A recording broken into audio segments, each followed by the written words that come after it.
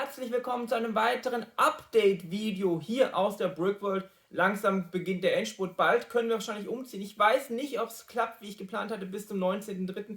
Wird vielleicht ein bisschen knapp, aber wir schauen noch, was wird. Aber sehr sicher diesen Monat passieren, da bin ich mir eigentlich zu 99,9% sicher. Aber bis dahin machen wir heute erstmal ein Update-Video und zwar aus der Stadt. Und zwar geht es wieder um den Bereich, an dem wir arbeiten, für den neuen Häuserblock, die Straße davor. Und zwar, ich habe es schon ein bisschen angesprochen, hier vorne fehlt ja auch noch ein Bereich von ungefähr einer halben Baseplate. Da ich keine halben Baseplates mehr habe, müssen wir heute diese in der Mitte trennen. Ist aber auch nicht so schlimm, meiner Meinung nach. Ist deutlich günstiger als halbe Baseplates irgendwoher zu besorgen. Und wir werden den Streifen hier vorne anfangen. Das geht jetzt noch, wie gesagt, eine halbe Baseplate bis zum Rand. Und dort werden einige Dinge eingebaut. Unter anderem müssen wir wieder schauen, wo wir den Eingang in die U-Bahn einbauen, weil die U-Bahn wird ja auch ein bisschen umgebaut im neuen Layout. Aber grundsätzlich wird das alles so bleiben. Da müssen wir heute schauen, wie wir das machen. Ich glaube nicht, dass wir heute alles schaffen. Es wird wahrscheinlich noch ein bisschen hinziehen bei mehrere Updates, weil das sehr viel Kleinarbeit ist. Aber da machen wir heute weiter. Und ich hoffe, euch gefällt es. Ich bin auch sehr gespannt, wie das Ganze aussehen wird, wenn hier vorne noch ein bisschen was dazukommt. Es wird auch ein bisschen Grün dazukommen, damit es nicht ganz so betonwüstig wird. Und ich bin gespannt, ob das so wird, wie ich es mir vorstelle. Ich hoffe, euch gefällt es. Ihr bleibt dabei. Und nach der Werbung geht's los. Hier beim neuen Update aus der Brickworld.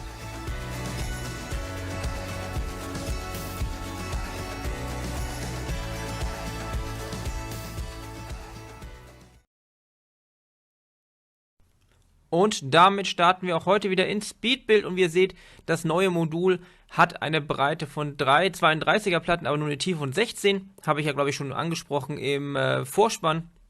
Jetzt wird erstmal die grundlegende Struktur einer Milzplatte aufgebaut, also mit den ganzen Plates und mit den ganzen Bricks. Dadurch wird es unglaublich stabil und wir haben unten drunter eben den Platz, um dann Kabel zu verlegen. Das wird gleich noch ein schönes Thema werden. Und hier kann man natürlich jetzt sehr gut Farben verbrauchen, die man nirgends gebrauchen kann, groß, die einfach günstig sind.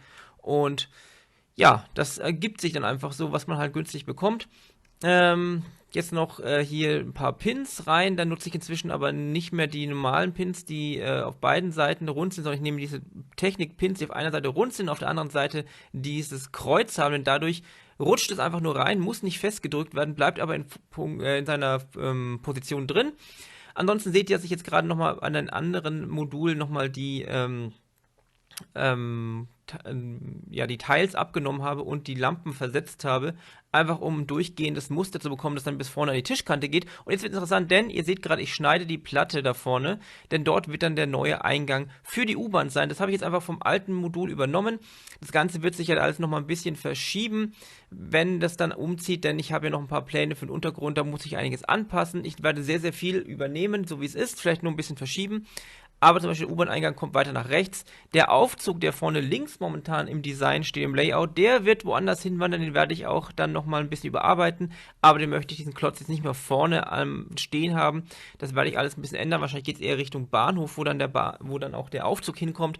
Aber so viel zu dem Thema. Ihr seht, dass ich jetzt hier sehr viel hin und her baue, weil ich einfach nicht so ganz wusste, wie ich das machen will. Ich wollte irgendwas Grünes haben, irgendeine Absperrung zur Straße, einfach damit die Leute da jetzt nicht direkt auf die Straße zulaufen. Die Straße ist ja relativ voll, auch mit der Straßenbahn.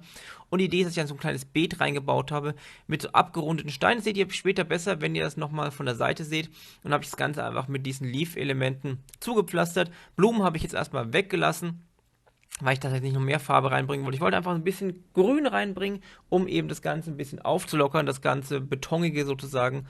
Und jetzt seht ihr auch, dass ich vorne anfange, die Kabel einzulegen. Dadurch habe ich das ganze Modul jetzt, also alle Module zusammen mal bis nach vorne geschoben, um einfach den USB-Port nach unten durch die Platte ziehen zu können, der dann später ja unter den Tisch gehen wird.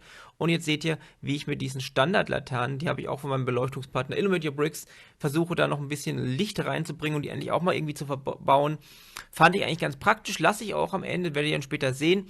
Aber es war ein bisschen hin und her. Ich war einfach sehr, sehr unsicher, wie ich das hier vorne gestalten möchte. Und das seht ihr, glaube ich, auch im Speedbuild ganz gut, weil hin und wieder einiges geändert wird und umgebaut wird. Aber, ja, sieht eigentlich am Ende dann ganz gut aus, denke ich. Und jetzt schauen wir uns das Ganze gleich mal von der Seite an. Dann seht ihr nämlich auch mal, wie die ganze Verkabelung in dem ganzen Thema aussieht. So, bevor es jetzt im nächsten Speedbuild gleich weitergeht mit dem ganzen neuen Modul hier, wollte ich euch ganz kurz zeigen, wie hier die Verkabelung aussieht in dem neuen Modul, denn ich habe ja hier jetzt diese Laternen aufgestellt, das sind die Standardlaternen, die auch bei den ganzen Sets dabei sind von Innovate Your Bricks. Wenn ihr jetzt ein Set kauft, um jetzt ein Modular-Gebäude zu beleuchten, die habe ich ja auch teilweise gehabt, die habe ich jetzt einfach hier eingebaut. Könnt ihr auch so kaufen, gibt es übrigens einen Mengenrabatt. Je mehr ihr davon einzeln kauft, desto billiger werden die einzeln, nur so nebenbei. Ansonsten hier, das Modul hat hier seinen USB-Stecker, momentan hier noch über den Verteiler, der geht nach da hinten verkabelt. Dann haben wir hier drin einen 6-fach-Verteiler, daran hängt dann diese Lampe, dann ein Verlängerungskabel zum nächsten 6-fach-Verteiler, an dem hängt die Lampe als auch die. Dann habe ich hier weitere Ports noch offen, weil ich hier auch noch was beleuchten möchte. Und hier wird auch noch was hinkommen, wahrscheinlich erst im nächsten Update. Das braucht dann auch noch ein bisschen Strom, deshalb ist hier schon mal ein Verteiler offen. Ansonsten bin ich eigentlich ganz zufrieden mit dem, wie es sich bisher entwickelt. Ich finde auch diesen grünen Bereich hier ganz nett. Ich weiß nicht, ob ich noch irgendwas dazu mache, aber es bringt auf jeden Fall schon mal ein bisschen Farbe hier in das Ganze und grenzt das Ganze auch noch ein bisschen ab von der Straße dahinter. Gefällt mir eigentlich ganz gut. Ich baue jetzt hier gleich weiter. Ihr werdet es gleich im Speedbild sehen. Ich wollte einfach noch mal kurz zeigen, so zwischendurch, und gleich geht's weiter. Und damit wieder zurück ins Speedbild. Und ihr seht jetzt, ich mache jetzt den Boden wieder zu. Die letzten Verkabelungsaktionen laufen.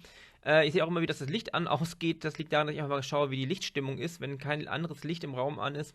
Was ich mir jetzt aber noch überlegt habe, das seht ihr später wahrscheinlich auch noch besser, ich habe dann noch ein Schild bearbeitet für den Eingang in die U-Bahn. Das ist so ein kleines Schild, auf dem dann draufsteht, wie die U-Bahn-Station heißt und welche Straßenbahn natürlich U-Bahn-Nummern dort an- und abfahren. Ist ein kleines Detail, fand ich ganz nett, habe ich mich angelehnt an das in New York.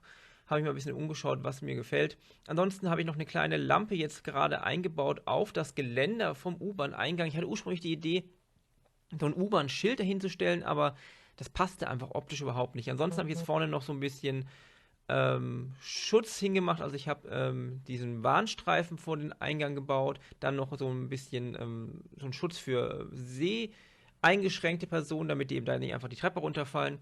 Und ansonsten fange ich jetzt erstmal an, das Ganze zu fließen. Ihr seht, dass ich zwischendurch noch ausprobiert habe, ein anderes Fliesenmuster einzubauen mit diesen, anderen Steinen. Es sah aber am Ende doch nicht so gut aus, habe ich dann gleich wieder rausgenommen. Auch da seht ihr jetzt mal wieder ganz gut, dass ich doch einiges hin und her probiere, bevor ich es so mache, wie ich es am Ende habe.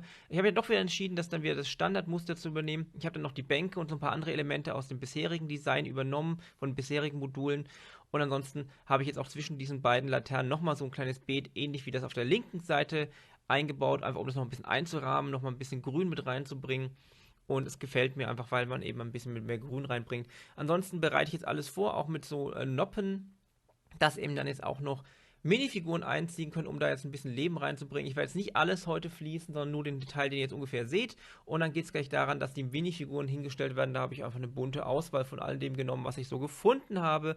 Und das baue ich jetzt ein, werden wir jetzt gleich nochmal sehen. Von der Seite seht ihr das dann deutlich besser, wie das alles aussieht. Aber wenn man das wirklich sehr, sehr voll stellt, bringt das ganz schön viel Leben in die ganze Geschichte rein und nimmt auch nochmal ganz viel von der Farbe raus, von diesem Grau. Und ihr seht, wie gesagt, gleich, wie es aussieht. Und damit, denke ich, sind wir mit dem heutigen Update fertig. Es ist vielleicht optisch nicht so viel, aber es gab noch einiges zu tun. Zum einen hatte ich auch noch das Problem, dass mir das Kabel von dieser Lampe hier abgerissen ist, als ich die umgebaut habe. Das heißt, ich muss die ganze Straße nochmal aufmachen. Das habe ich aber auch nicht mitgefilmt, weil das war jetzt doch nicht so spannend.